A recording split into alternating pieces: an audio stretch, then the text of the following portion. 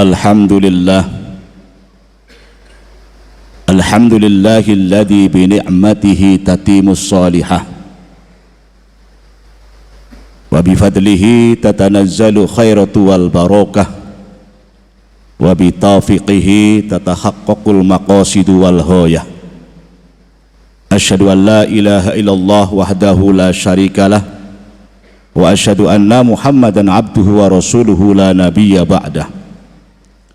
Allahumma salli wa sallim wa barik ala Sayyidina Muhammad wa ala alihi wa ashabihi ajma'in. Amma ba'd, faya ma'asyiral muslimin rahimakumullah, usikum wa nafsi bitaqwallah faqad fazal muttaqun. Kama qala Allah Ta'ala fi kitabihil karim, a'udzu billahi minasyaitonir rajim. Bismillahirrahmanirrahim. Ya ayyuhalladzina amanu taqullaha haqqa tuqatih wa la tamutunna illa wa antum muslimun. Ma'asyiral muslimin, sidang Jumat hafizakumullah.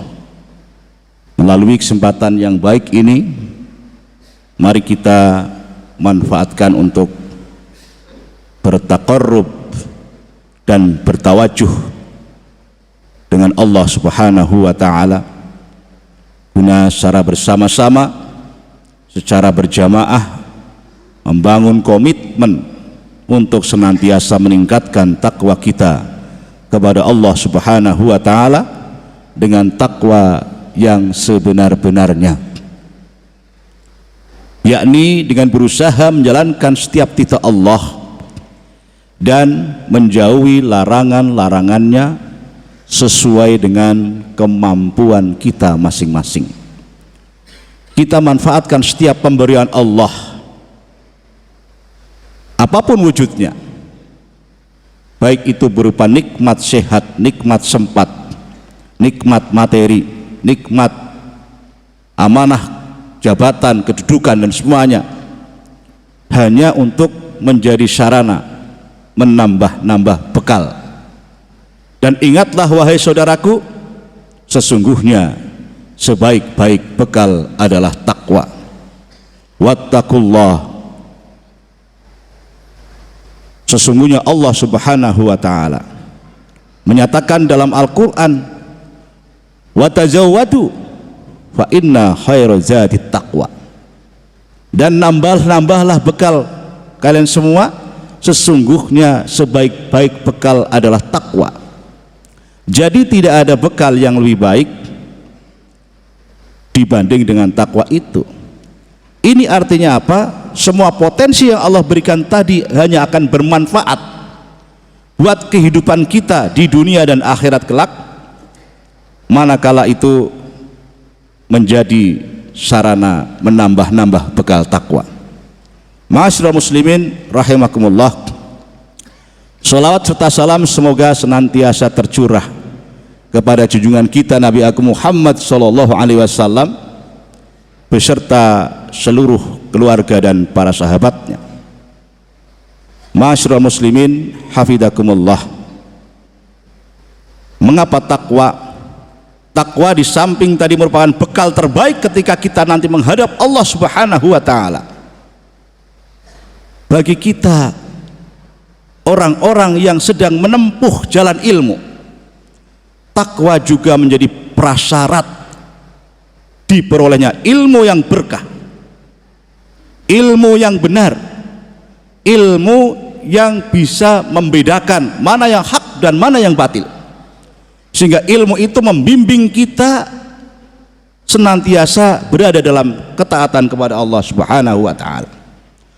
Di dalam Al-Quran surat Al-Anfal ayat 29 misalnya, Allah berfirman, a'udzu billahi minasyaitonir rajim, bismillahirrahmanirrahim, ya ayyuhalladzina amanu in tattaqullah yaj'al lakum furqana wa yukaffiru ankum sayyi'atikum wa yaghfir lakum wallahu dzul fadlil adzim. Hai orang-orang yang beriman, jika kamu bertakwa kepada Allah, niscaya Dia akan memberikan kepadamu furqan dan menghapuskan segala kesalahan-kesalahanmu dan mengampuni dosa-dosamu, dan Allah mempunyai karunia yang amat besar. Al-Anfal ayat 29. Di dalam ayat ini Allah secara tegas menyatakan bahwa jika kita itu bertakwa kepada Allah, niscaya Allah akan memberikan furqan. Apa itu furqan? Para ahli tafsir mengatakan bahwa yang dimaksud furqan itu adalah ilmu atau pengetahuan. Hal ini senada dengan firman Allah Subhanahu wa taala di dalam surat Al-Baqarah ayat 282 yang sangat sering kita sebutkan di Unisula ini, wattaqullah wa yu'allimukumullah wallahu bikulli syai'in alim. Dan bertakwalah kepada Allah, niscaya Allah akan berikan kita ilmu, dan Allah maha mengetahui segala sesuatu. Jadi ma'asyiral muslimin rahimakumullah, inilah yang menjadi paradigma Unisula yang dikemas dalam sebuah strategi pendidikan dan strategi pengembangan ilmu pengetahuan dan teknologi yang dikenal dengan budaya akademik Islami. Jadi budaya itu di samping sebagai strategi pendidikan, yaitu penanaman adab-adab Islam dalam semua aspek kehidupan akademik dan akademik di Unisula dengan metode keteladanan dan pembiasaan. Tetapi di samping itu budaya juga sebagai sebuah strategi pengembangan iptek, yaitu dengan menggunakan pendekatan konvensional plus takwa. Pendekatan konvensional adalah pendekatan yang dipakai oleh para ilmuwan pada umumnya, yaitu dengan metodologi riset, metodologi ilmiah. Tetapi plus takwa itu artinya apa? Di dalam mengembangkan ilmu pengetahuan dan teknologi, nilai-nilai takwa itu harus senantiasa menjadi prioritas. Bahkan kita sering mengatakan bahwa takwa dulu baru pinter. Ini yang kita kangen, takwa dulu baru pinter. Oleh karena itu, atmosfer akademik yang dibangun Unisula ini bagaimana menjadikan kita ini menjadi insan-insan yang bertakwa. Dan ma'asyiral muslimin rahimakumullah, oleh karena itu kita itu harus berupaya untuk secara serius mengembangkan ilmu pengetahuan. Tapi ingat bahwa di atas ilmu itu ada adab. Di atas ilmu itu ada adab. Apa itu adab? Adab itu adalah perbuatan yang betul, yang muncul dari disiplin diri, yang bersumber dari ilmu dan hikmah. Di dalam adab itu ada namanya pengenalan dan pengakuan. Pengenalan itu ilmu, pengakuan itu amal. Jadi ilmu akan menjadi adab ketika ilmu itu sudah diamalkan. Tetapi di dalam mencari ilmu pun kita tetap terikat dengan adab, ya. Maka inilah pentingnya bahwa agar ilmu kita berkah, ilmu kita membawa kebahagiaan kita hidup di dunia dan akhirat, maka dalam menuntut ilmu ini juga kita harus memperhatikan adab-adab ilmu itu. Jadi ma'asyiral muslimin rahimakumullah, penting mana ilmu dan adab? Ilmu lebih penting atau adab yang lebih penting? Ya, Ibnul Mubarak sebagaimana dikutip oleh Kiai Haji Hasyim Asy'ari dalam Adabul Alim wal Muta'alim menyatakan bahwa nahnu qalilun minal ilmi akhwaja minna minal kasiri minal ilmi, ya. Nahnu qalilun minal adabi akhwaja minna minal kasri minal ilmi. Sedikit adab itu lebih penting dibanding dengan ilmu walaupun banyak. Jadi artinya apa? Fakta menunjukkan bahwa ketika ilmu pengetahuan dipegang oleh orang-orang yang tidak beradab, maka tidak akan berdampak pada kesejahteraan masyarakat, tapi justru akan menghancurkan kemanusiaan, menghancurkan tatanan kehidupan sosial, dan seterusnya. Betapa kita saksikan saat ini kondisi kita bangsa Indonesia Indonesia bukan kurang orang-orang yang pinter, tetapi faktanya banyak orang pinter yang tidak beradab sehingga menggunakan ilmunya untuk hal-hal yang tidak sesuai dengan ketentuan agama Allah Subhanahu wa taala. Jadi ma'asyiral muslimin rahimakumullah, utamanya kepada para mahasiswa baru, marilah kita senantiasa menimba ilmu dengan memperhatikan adab. Bagi kalian mahasiswa baru, ingat bahwa salah satu adab ilmu itu adalah kalian memahami martabat ilmu di dalam Islam. Ilmu di dalam Islam itu terbagi menjadi dua hal. Yang pertama ilmu fardu ain dan ilmu fardu kifayah yang kedua. Ilmu fardu ain adalah ilmu yang wajib dipelajari atas tiap-tiap individu. Mempelajarinya mendapatkan pahala, meninggalkannya berdosa. Sementara ilmu fardu kifayah adalah ilmu yang wajib secara kolektif, kewajiban kolektif. Apabila sudah ada sebagian manusia yang mempelajarinya, maka muslim yang lain terbebas dari kewajiban itu. Ma'asyiral muslimin rahimakumullah, setiap orang itu memiliki 4 fardu ain. Yang pertama adalah mempelajari ilmu tentang akidah. Itu fardu hukumnya. Kalau kita tidak belajar akidah, dosa. Yang kedua, setiap muslim harus mempelajari ilmu tentang perkara-perkara yang wajib dikerjakan. Jadi kalau kita menegakkan sholat itu hukumnya wajib, maka mempelajari fikih sholat adalah wajib. Kalau untuk sholat kita harus toharoh, maka mempelajari toharoh itu adalah wajib. Yang ketiga adalah kita harus mempelajari tentang ilmu tentang perbuatan-perbuatan yang harus ditinggalkan. Ini fardu ain ketiga. Seorang muslim harus tahu mana yang haram, mana yang halal, mana yang boleh, mana yang tidak boleh. Baik itu menyangkut persoalan-persoalan yang bersifat lahiriah maupun persoalan-persoalan yang bersifat lahiriah atau batiniah. Dan yang keempat, ma'asyiral muslimin rahimakumullah, ini ada yang sifat dinamis. Yang keempat adalah kewajiban fardu ain yang sifatnya dinamis, yaitu kita mempelajari ilmu sesuai dengan bidang yang kita tekuni. Maka bagi mahasiswa fakultas hukum, mempelajari ilmu hukum, hukumnya adalah fardu ain. Bagi mahasiswa fakultas ekonomi, mempelajari ilmu ekonomi adalah fardu ain. Jadi setiap muslim memiliki 4 beban fardu ain itu. Selain itu adalah fardu kifayah.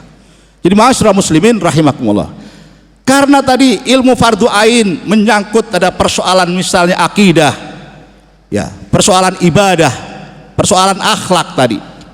Maka ingat ma'asyiral muslimin, khususnya para mahasiswa baru, jangan sepelekan mata kuliah PAI. Karena itu adalah mata kuliah fardu ain.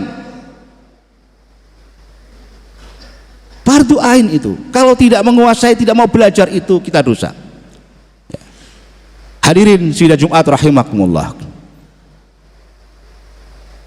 Adab ilmu yang kedua adalah hendaklah setiap orang yang sedang menuntut ilmu berusaha meninggalkan maksiat kepada Allah Subhanahu wa taala. Dia harus berusaha mensucikan jiwanya dari perbuatan-perbuatan maksiat. Karena maksiat itu bisa menutupi cahaya Allah Subhanahu wa taala.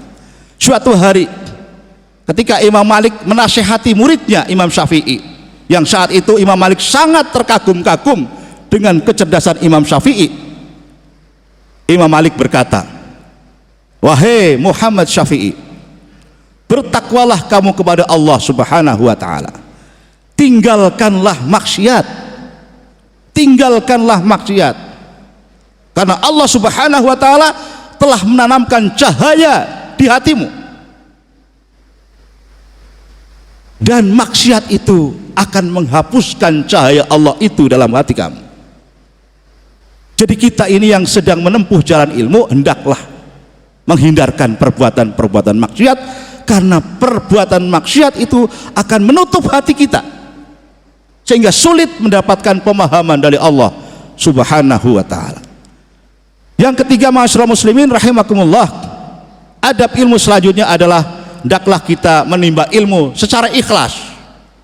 Niat ikhlas semata-mata menginginkan fadilah pahala dari Allah Subhanahu wa taala. Apapun ilmu kita, apapun ilmu kita, niat ikhlas karena Allah Subhanahu. Boleh, tidak boleh ada embel-embel yang lain. Misalnya, ya, kita niat mencari ilmu untuk mendapatkan pekerjaan yang baik, itu tidak perlu. Kalau kita niat ikhlas karena Allah, belajar dengan sungguh-sungguh, apapun ilmu kita, insya Allah Allah tempatkan kita di tempat yang paling tepat. Itu yang harus kita yakini. Khatib ingat betul ketika dulu Khatib menempuh pendidikan S1, Khatib itu diterima di Fakultas Usuluddin, jurusannya akidah filsafat. Di UIN atau IAIN, satu-satunya prodi yang tidak ada lapangan kerjanya itu Usuluddin akidah filsafat. Orang bertanya, kamu kuliah di Usuluddin akidah filsafat mau kerja apa nanti? Tidak bisa menjawab, nggak ada lapangan kerjanya. Faktanya setelah 30 tahun kami berpisah dengan teman-teman seangkatan itu reuni, ternyata semua juga kerja. Ternyata mereka juga sukses semua.